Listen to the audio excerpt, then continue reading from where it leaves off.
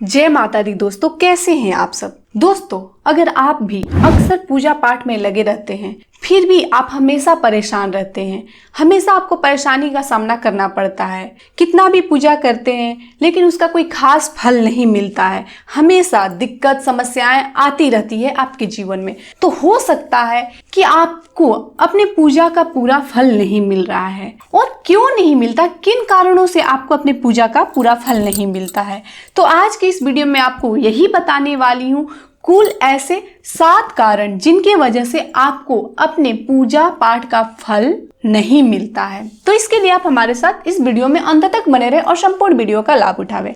Video पसंद आता है तो वीडियो को लाइक करें, प्रतिक्रिया में जय माता दी अवश्य लिखे। आइए वीडियो शुरू करते हैं। दोस्तों, अगर कोई व्यक्ति बिना किसी की सलाह पर कोई रत्न खरीद लेता है और खरीदकर अपनी उंगलियों में धारण कर लेता है तो इसका विपरीत प्रभाव पड़ सकता है। दोस्तों, होता क्या है, जो भी आप स्टोन लेते हैं, रत्न लेते हैं, यह किसी न किसी ग्रह से संबंधित होता है। अगर वह ग्रह आपकी कुंडली में शुभ स्थिति में नहीं बैठा है, शुभ गृह में यानी कि शुभ घर में नहीं बैठा है, नीचता लिए हुए बैठा हुआ है आपके कुंडली में कहीं भी, जैसे कि लोग पुखराज बहुत जल्दी धारण कर लेते हैं, उन्हें लगता है कि पुखराज धारण करने से व्यापार में वृद्धि होगी, मान सम्मान में वृद्धि होगी। अगर वही गुरु आपकी कुंडली में 12वें भाव में बैठा हो या 8वें भाव में बैठा हो और अपनी नीच राशि के साथ बैठा हो, 8वें 12वें 4थे भाव में नीच राशि के साथ बैठा हो, तो क्या आपको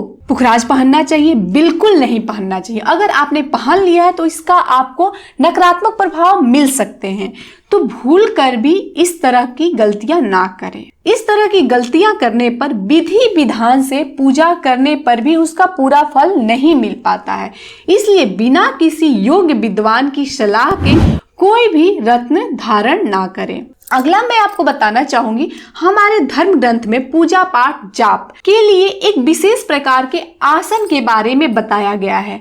अगर आप उपयुक्त आसन ग्रहण नहीं करते हैं, किसी भी कपड़े पर बैठकर आप पूजा पाठ प्रारंभ कर देते हैं, तो भी आपको उचित फल नहीं मिलता है। कभी भी अगर आप पूजा करते हैं तो आपको कुश के आसन या फिर आपको कंबल के आसन पर ही बैठकर पूजा करना चाहिए। एक बात का विशेष तौर पर ध्यान रखें, कुश के आसन पर महिलाओं को नहीं बैठना चाहिए, महिलाओं को कंबल के आसन पर ही बैठना चाहिए। अगला मैं आपको बताना चाहूंगी, पूजा के बाद यदि आपको किसी पर क्रोध आता है, जैसे ही आपने पूजा किया तुरंत आपको किसी पर क्रोध आ रहा है या पूजा करते टाइम आप किसी पर भी गुस्सा हो रहे हैं, क्रोधित हो रहे हैं या फिर आप किसी की निंदा कर रहे हैं, तो भी आपको पूजा का पूरा फल नहीं मिलता है। कई लोगों को आपने देखा होगा, पूजा कर रहे हैं और गेट बज गया तो बोलेगा अरे काम वाली बाई आई, गेट खोल दो, ये कर दो, खाना सब्जी जल जाएगा, सब्जी चढ़ा के पूजा करने आए हैं। ऐसा कहते हुए वो पूजा कर रहे हैं और उनका ध्यान कहीं और भी है। तो ऐसा करने से भी पूजा का पूरा फल नहीं मिलता। या फिर आप पूजा रूम में बैठे हुए पूजा कर रहे हैं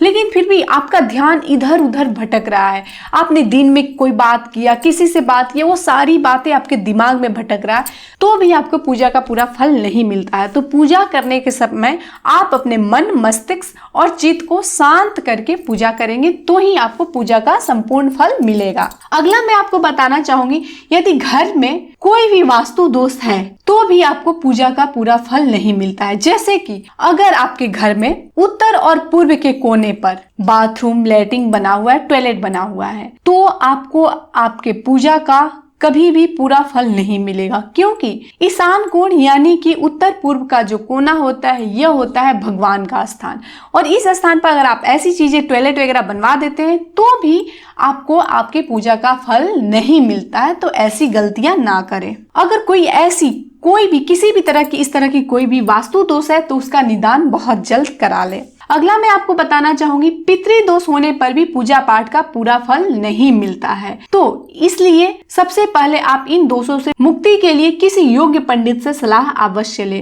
पूजा या जाप ऐसे स्थान पर बैठकर करना चाहिए जहां से किसी का भी सीधा नजर आप पर ना पड़े, या घर के किसी एक ऐसे कमरे में बैठकर पूजा करनी चाहिए जहां से आपको कोई भी आते जाते ना देखे, क्योंकि इससे भी लोगों का ध्यान भटकता है। अगला मैं आपको बताना चाहूंगी कई बार लोग मंत्र जाप करते समय उच्चारण सही नहीं कर पाते हैं। ये भी पूजा पाठ का पूरा फल ना मिलने के कारण में से एक कारण हो सकता है। तो अगर आप किसी भी तरह के मंत्र का उच्चारण कर रहे हैं तो एक बार उस मंत्र को किसी योग्य ब्राह्मण के मुख से सुन ले, ताकि वह गलत आपसे ना हो। उसके बाद पूजा पाठ करें, आपको निश्चित तौर पर आपके पूरे पूजा का फल मिलेगा।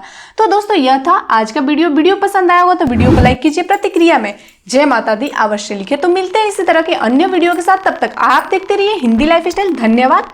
जय माता दी।